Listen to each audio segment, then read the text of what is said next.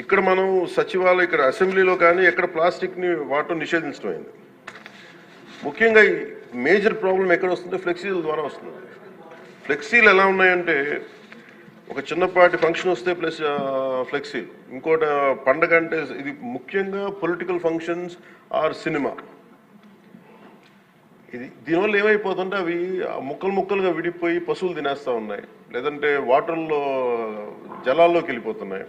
ఇది ఒక పెద్ద ఇష్యూ అయిపోయింది. అందుకని మీ ద్వారా గౌరవ శాసనసభ్యులకు కూడా ముందు గౌరవ ప్రజాప్రతినిధులు కనుక నిజంగా కొంత పాటించగలిగితే, అంటే ఫ్లెక్సీలు కూడా బయోడిగ్రేడబుల్, ఒకసారి ఫ్లెక్సీల్ని గత ప్రభుత్వం కూడా బ్యాన్ చేయడానికి ప్రయత్నం చేసింది. అది ఒక ఎంప్లాయ్మెంట్ ఇష్యూ అవుతుంది, చాలామంది దాని మీద ఆధారపడిన వ్యక్తులు ఉన్నారు. అందుకని బయోడిగ్రేడబుల్ ఫ్లెక్సీస్ని ఎలా తయారు చేయాలని కూడా ఒక అఫీషియల్స్ కూర్చొని దాని మీద ఒక చర్చ జరుగుతుంది. దాని మీద ఒక పాలసీ రూపొందించబోతున్నాం.